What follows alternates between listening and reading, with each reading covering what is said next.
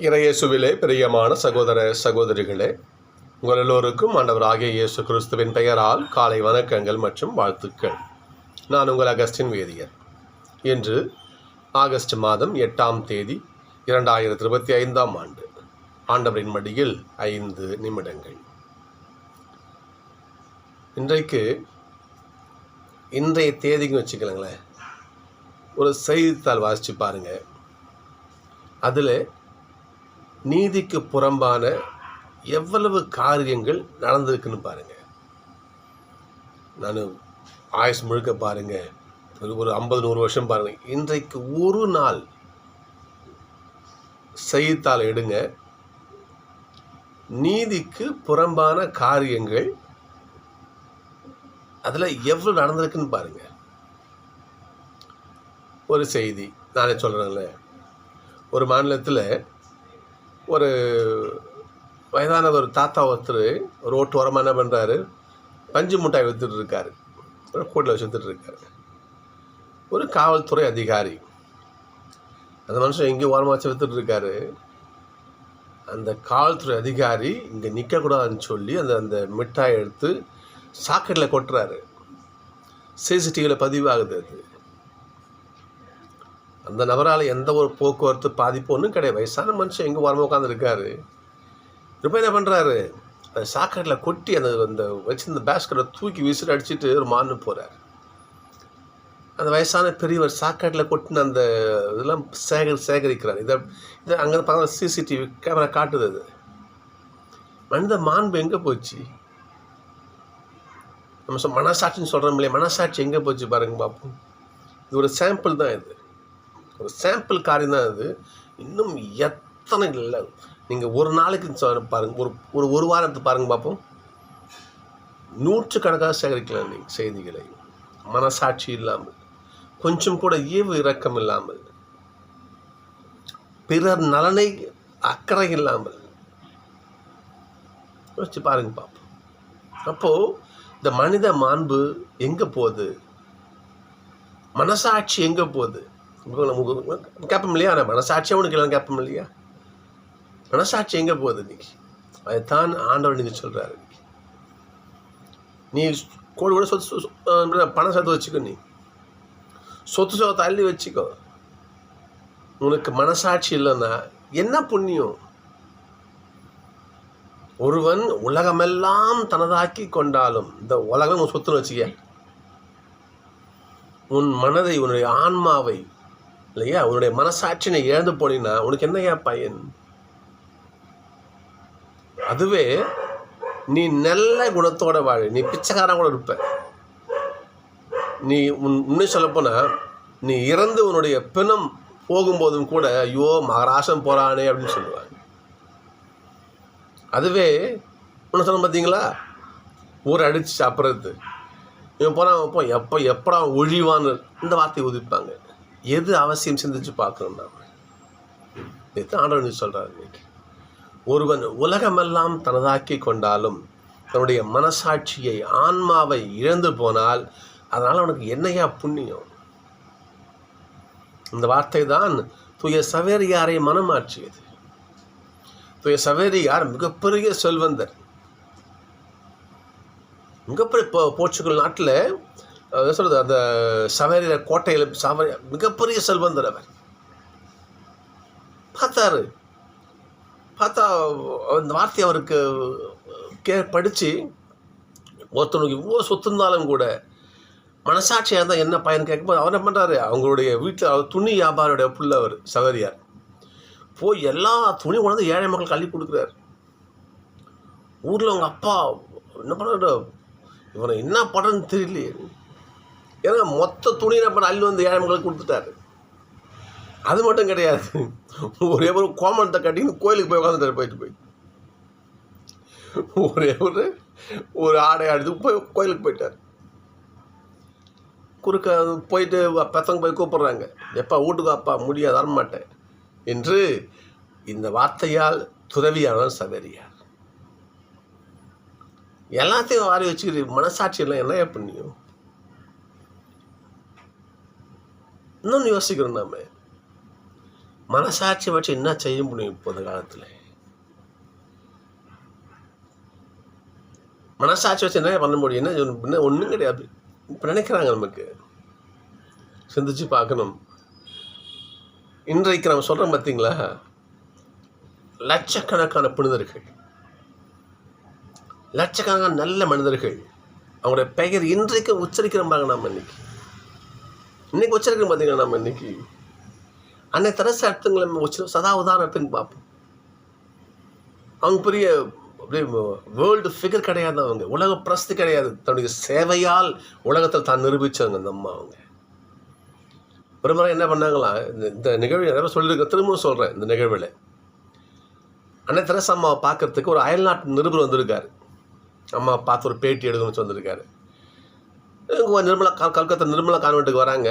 வேற ஒரு சகோதரி அவங்க போய் வரவேற்கிறாங்க. ஐயா வாங்க, என்ன வேணுங்க ஐயா?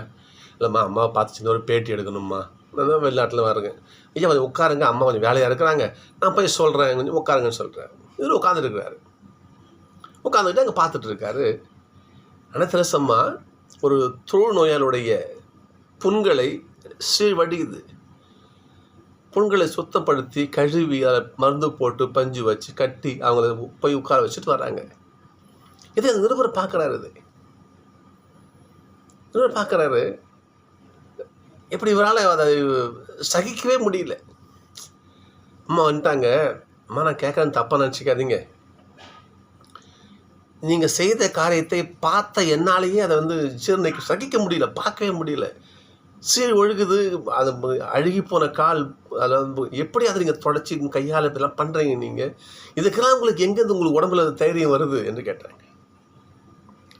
அதுக்கு அம்மா சொன்னாங்களாம், அப்படியா, எங்கேருந்து எனக்கு தைரியம் வருதுன்னு நீங்கள் தெரிஞ்சுக்கணும், வாங்க. கூப்பிட்டு போயிட்டு சேப்பலுக்கு போய் டெபர்னாக்கில் நற்கருணை பேழையை காட்டினாங்களா அம்மா. அங்கே பாருங்க, தினமும் வருவேன், 1 மணி நேரம் இங்கே உட்காருவேன்.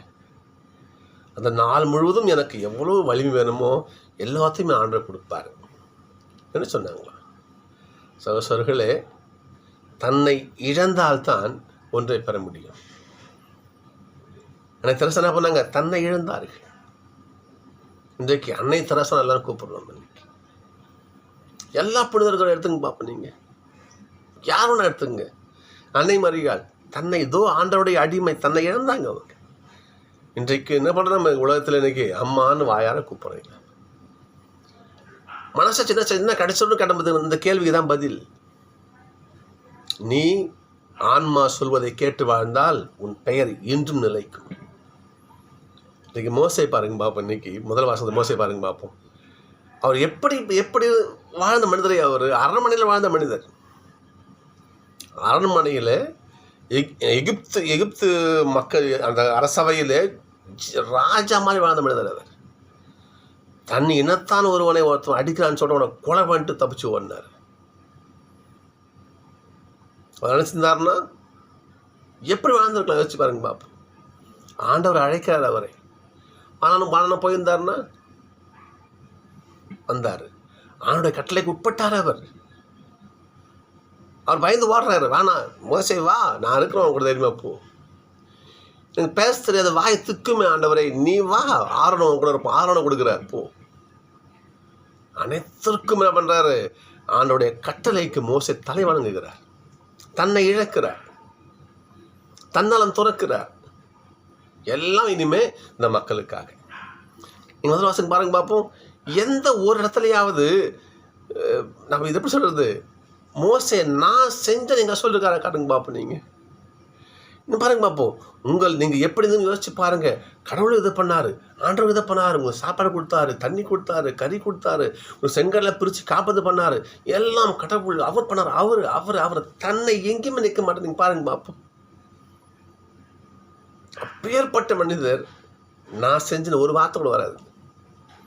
தன்னை இழந்து ஆண்டவரை தூக்கி வச்சார் மேலே. எனவேதான் மோசேவை மிரியாமும் ஆரோனும் முணுமுணுக்கும் பொழுது அவங்க ஒழிச்சு கட்டுற கடவுள். மிரியாமுக்கு தோழர் தராரியா?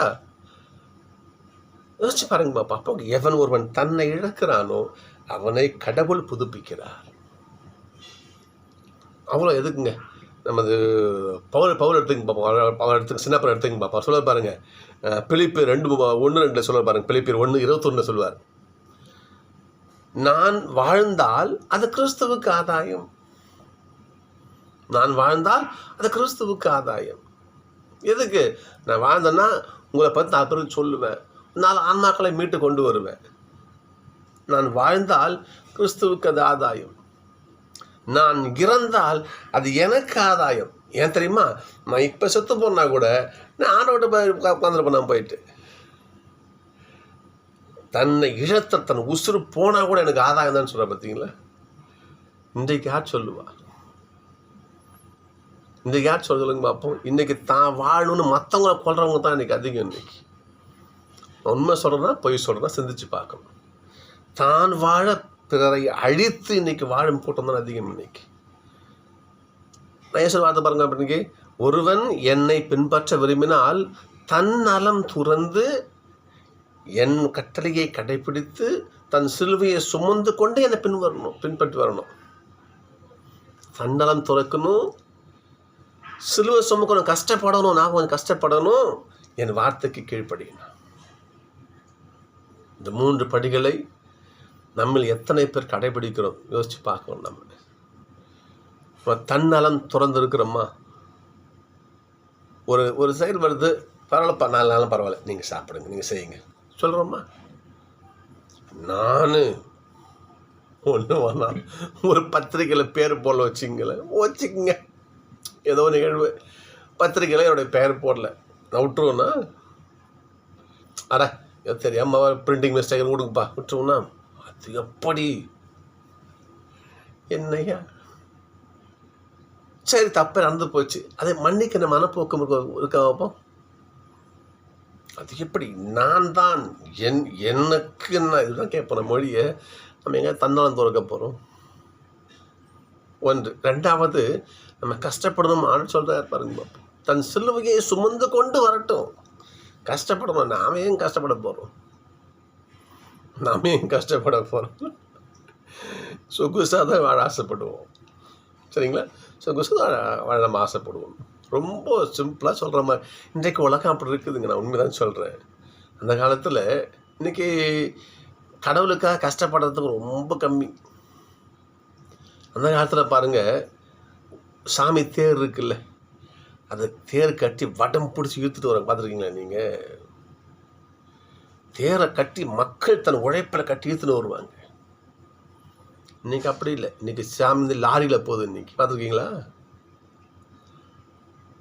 ஏன் சொல்கிறேன்னா, இன்றைக்கி மனுஷன் நான் கஷ்டப்பட இடம் போய் என்ன கஷ்டப்பட்டுக்கிட்டு சொகுசா போவோம். அந்த காலத்தில் அப்படி கிடையாது. இன்னொன்று சிம்பிளாக சொல்கிற பாருங்க, நம்முடைய ஆலயங்களில் அன்றைக்கு என்ன பண்ணுவாங்க தெரியுங்களா? திவ்யநட்சத்திரனை எழுதட்டும் பொழுது உபதேசர் ஓடுவார், மணி அடிப்பார். ஆலயம் மணி எவ்வளோ வெயிட் இருக்கும், டங் டங் தோள்பட்ட வலிக்கு இழுத்து என்ன பண்ணுவார், அந்த எழுந்த இடத்துக்கப்போ அந்த சத்தம் ஒவ்வொருக்கையும் கேட்கும். அப்படியே அடிச்சு கையெல்லாம் அந்த தேங்காய் நார் கை கட்டு அப்படிலாம் அடிச்சிருக்கோம் நாங்கள். அப்படி அடிப்போம். இப்போ பாருங்க பார்ப்போம், சுவிட்ச் போட்டுறாங்க, டங் டங். ஏனென்றால் இந்த காலத்தில் கடவுளுக்காக கஷ்டப்பட யாரும் தயாராக கிடையாது. சின்ன சாம்பிள் தான் சொல்கிறேன், எவ்வளோ விஷயங்கள் சொல்லிட்டே போகலாம். இன்றைக்கி ஆலயத்தில் நிறையா ஆலயங்களை பார்த்துருக்கேன் நான். அந்த காலத்துலலாம் என்ன பண்ணுவாங்க, நல்லா அது மாலை அடிப்பாங்களே, நல்லா தவுள் அதை வச்சு நல்லா அடித்து அந்த சாமிக்கெலாம் அந்த தீபம் காட்டும் போதெல்லாம் அப்படியே கை வலிக்க மாலை தாளங்க. இன்றைக்கு அப்படி இல்லை. இன்றைக்கி மிஷின் மாலை அடிக்குது. இன்றைக்கி மிஷின் தாளம் போடுது. இன்றைக்கி மனுஷன் அட போட நம்ம எங்கே இதெல்லாம் பண்ணிக்கிட்டு. கடவுளுக்காக துன்பப்பட மனிதன் தயாராக இல்லை. இப்படி நாம் இருந்தால் இந்த மக்களுக்காக அருள் வரங்களை பொழிய நானும் தயாரில் ஆண்டவரும் கைவிரிப்பார். நிச்சயமாக எங்கே ஆண்டவருக்கான செயல் இருக்கிறதோ அங்கே தான் ஆண்டவர் இருப்பார். ஆண்டு வார்த்தை பாருங்க, தன்னலம் துறந்து தன் சிலுவையை சுமந்து என் வார்த்தையை பின்பற்றி நடந்தால் அங்கே நான் வாசம் செய்வேன். இவை 3ம் எங்கே இல்லையோ அங்கே ஆண்டவருடைய அருள் ஆசி நிச்சயம் இருக்காது. எனவே நாம் தன்னலம் துறந்து சிலுவையை சுமந்து ஆண்டவர் வழியில் நடக்க முயற்சி செய்வோம். சந்திப்போம்.